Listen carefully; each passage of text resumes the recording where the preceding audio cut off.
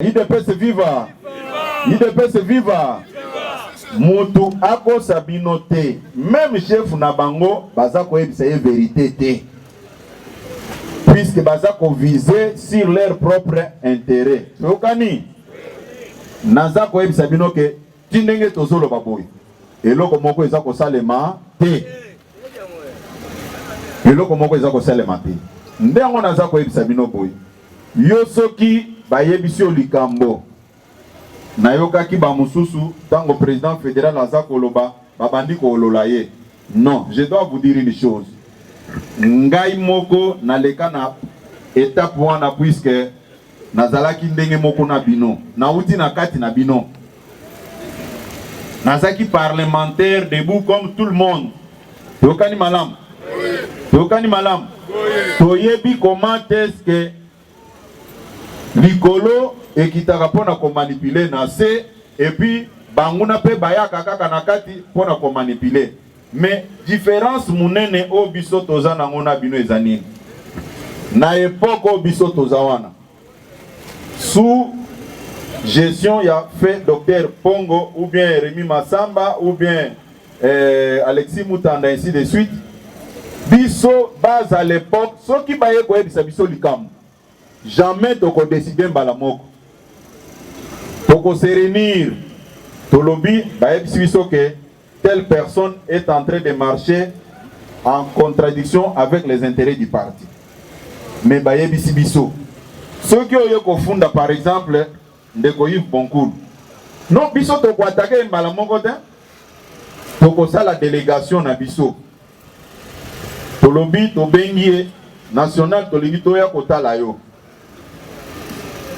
bonimbo ya kotala nga jour nini yo pesa biso jour wana peso ki ekoki délégation na biso ezokende inde ti et pas autorité à parti wana. Voilà ce que nous avons entendu, ce que nous avons appris de vous. Donne-nous aussi un autre son de cloche.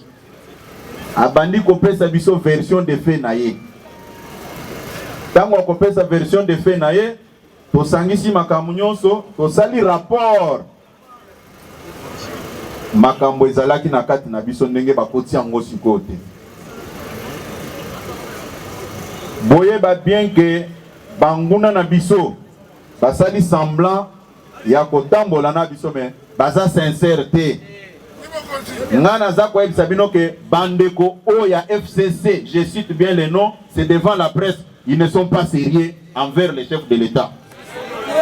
Naza ko ebisa bino, ils ne sont pas sérieux. Naza ko ebisa bino boye.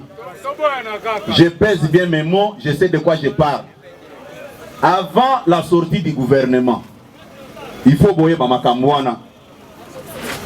Ngai moko na monaki to komi na 7 mois gouvernement ezobimate. Toujours des blocages. Na ebisi ndeko na nga moko pe à son âme Jacques Ilunga na ebisi que dans l'opinion bazolo bateke Kabila misi gouvernement te, au contraire bazolo baki seke ja misi gouvernement te. Le mandat est de 5 ans.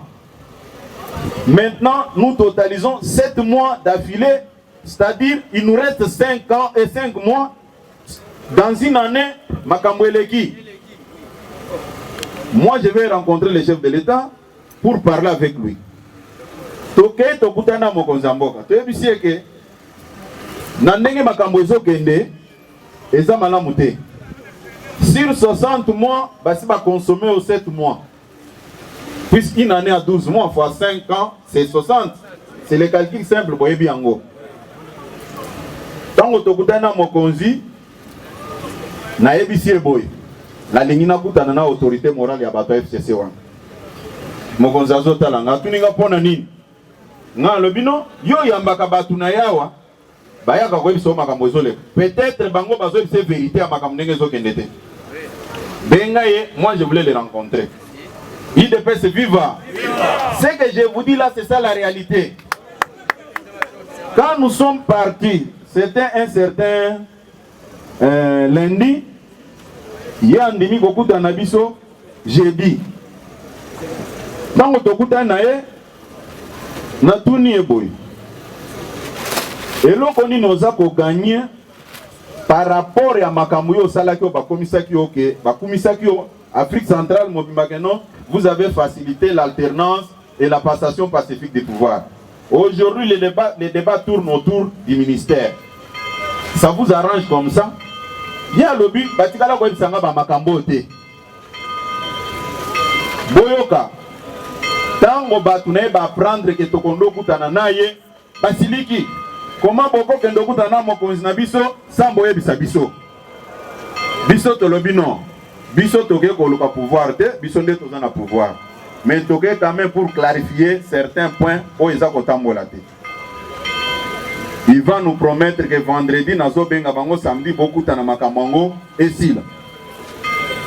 Tokomi samedi, tokutani, to poser problème, et ça qui décanté, gouvernement et kobima. Toza koleka, tango tokomi na makamba entreprise.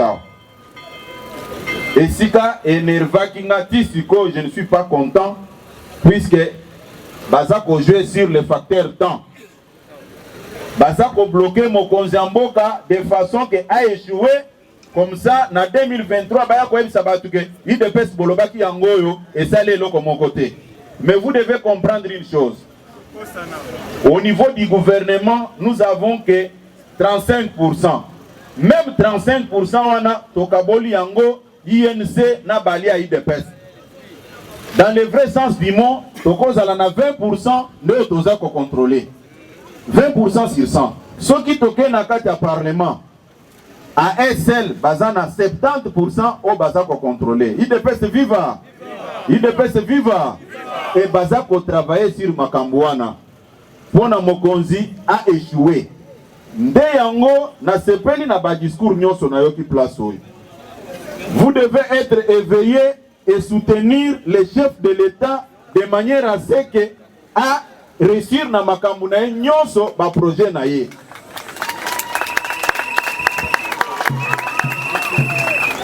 Zambe asalaka makambo hasard te. Mutu akosabino na discours moko te ke Songolo Pakala nde apesaka Félix Tshisekedi pouvoir. Jamais. C'est notre victoire méritée sur toutes les lignes. Ba bulletin de vote batumbaki yango. Bazalaki conscient que Tshisekedi nde a gagné l'élection. Bazalaki conscient. Mais ba discours nyonso bomona kawana. Eza babilo kwa lukuta. Puisque jour baza ko annoncer victoire ya mwana mboka Félix Tshisekedi, ba liesse populaire ezaki sur toute l'étendue de la République. Yes. Batu basepelaki na ndenge ya mukete. Comment expliquer les loba ya ko ebisa bino kono pouvoir wana ya gagné te? Je dis c'est faux et archi faux.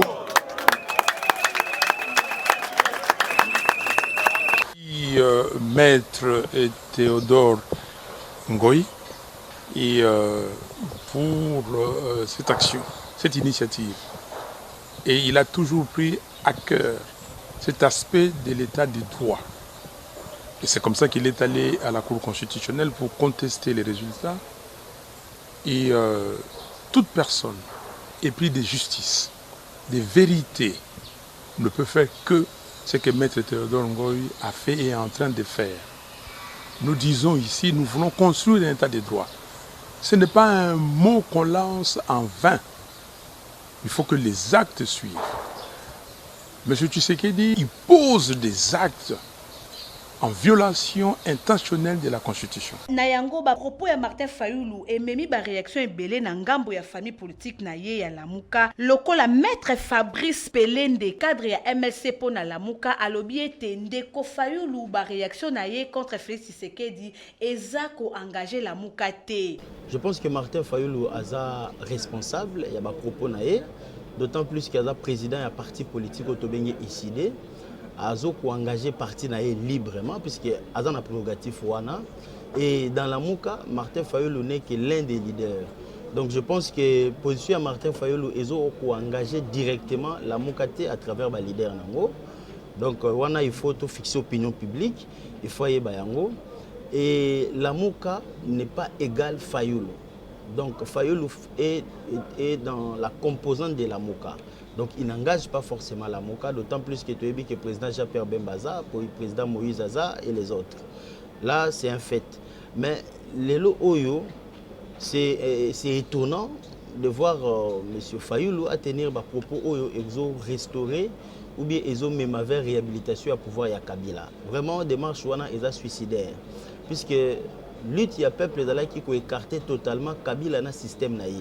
Alors, démarche Oyo pour même restauration à pouvoir à Kabila, ils sont incongrus, ils sont au fait incompréhensibles et ça contredit même l'idéal populaire.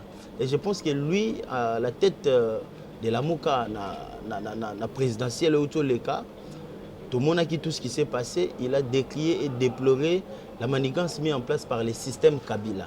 Je vois mal comment à faire partie des personnes qui vont servir de tremplin pour restaurer le pouvoir de Kabila. Il faudrait qu'on se le dise. Tout ça est pratiquement moitié à chemin. Il y a comment que Kabila zate, mais le système n'a pas continué.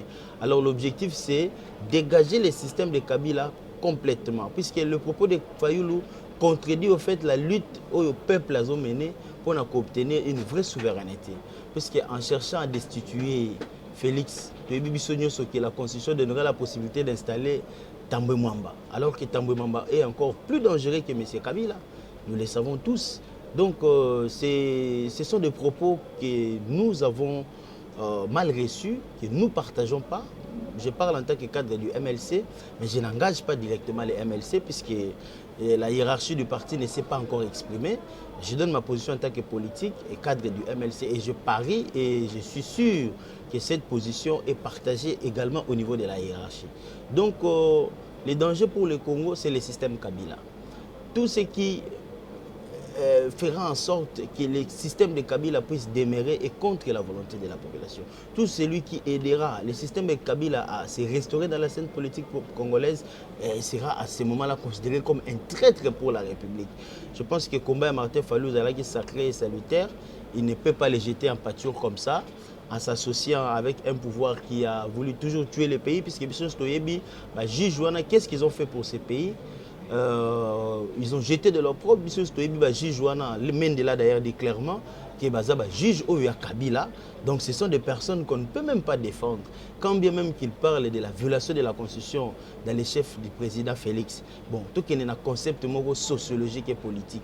Faire partir Tshisekedi pour Tambwe Mambaya, c'est fuir la pluie vers la rivière, vers l'océan. Donc, Kimimboula pour qu'il ne batte pas les balles. Donc, c'est une démarche contradictoire. Et Bisso, toujours qu'on escompté d'ailleurs, rapprochement entre la Lamuka et l'UDPS. Dans le cadre, il y a avancement dans le souci Mboka. Mais qu'on escompté démarche Lamuka vers le FCC et au Salama Namukile aussi. En tout cas, il faut peut-être Bisso à la tête, donc c'est grave en fait.